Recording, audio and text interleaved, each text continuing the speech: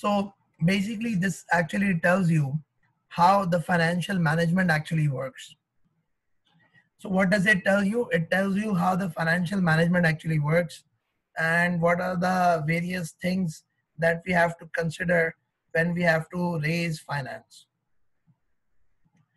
Now, the next thing that we actually need to discuss with respect to this F9 thing is that how is the paper going to be examined? So for those of you who have actually attempted the paper, any of the papers from, let's say, if you have attempted any of the papers from F5 till F9, so the structure for paper F5 till F9 is the same excluding the F8 paper. And what exactly is that structure? It's actually like this. You've got a section A where you have got 15 objective test question and each question is worth 2 marks. So that makes it 30 marks in total. You've got section B where you will find 3 case objective test questions. What is going to happen is you'll come across one of the case study and that case study will have 5 objective test questions, each worth 2 marks. So each one of the cases is going to be worth 10 marks. So it's going to be 3 into 10, makes it 30 marks. And then there is going to be section C, which is going to be 2 constructed response questions. Now, what exactly do you mean by constructed response questions? So the constructed response questions would actually mean that you would actually have to answer either on the word processing document or the spreadsheet document. That's what you will have to do. You'll have to either answer on the word processing document or you will have to answer on the spreadsheet. That's what you would have to do. Now, the good thing is that the examiner has told you in advance that this section C question could come from working capital management, could come from investment appraisal, and from the business finance area. So when we talk about it's basically this area, and this area.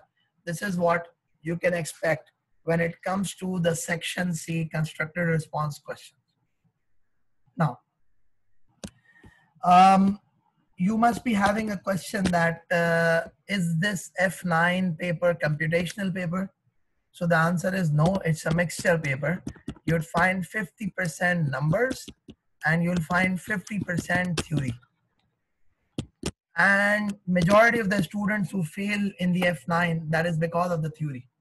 Majority of the students who fail in the F9, that is because of the theoretical portion, that they don't actually understand the theoretical portion. They don't actually go through the theoretical portion. That's one of the reasons, that's one of the reasons that actually leads to their failure.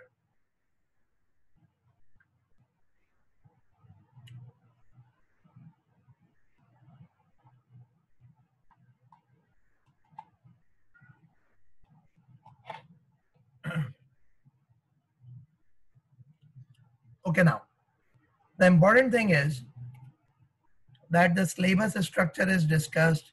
The other things are discussed. Now, how exactly would we be conducting this F9 session?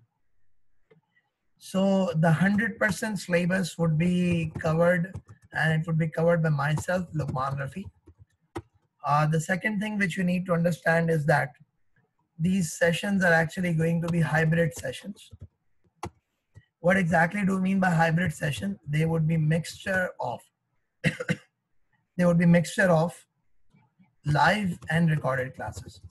There'll be mixture of live and recorded classes. So it's actually going to be the mixture of live and recorded classes. How do we provide you the recorded lectures? So in fact, first of all, the live classes, there will be at least one live class every week. So we'll have at least one live class every week. With respect to the recorded lectures would be provided to you through our learning management system. What is our learning management system? So I would demonstrate this learning management system to you people so that you can have an idea that what this learning management system actually is. So what I have done is I've actually opened up one of our websites, which is Scriber Academy. And once I have opened up this website of Scriber Academy,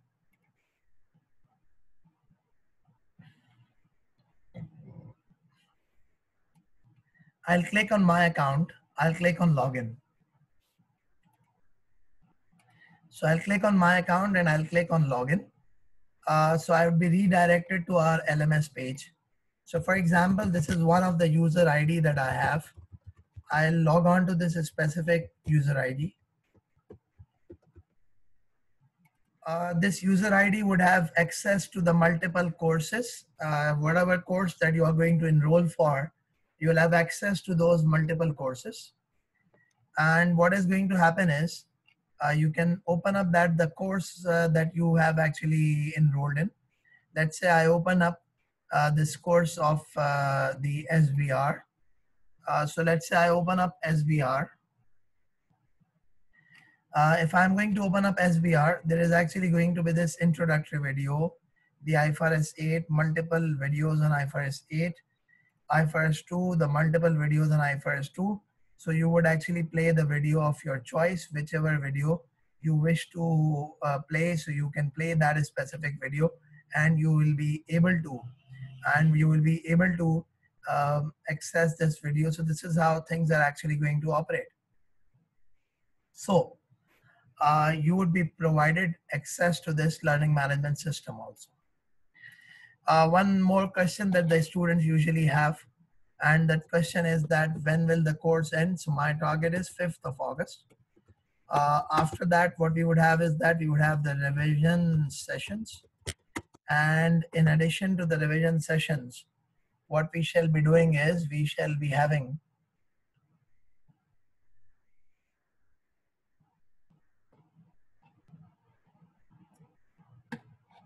a WhatsApp group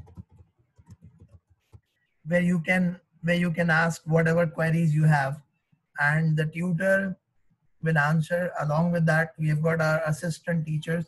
They can also answer. So that is what is actually going to happen.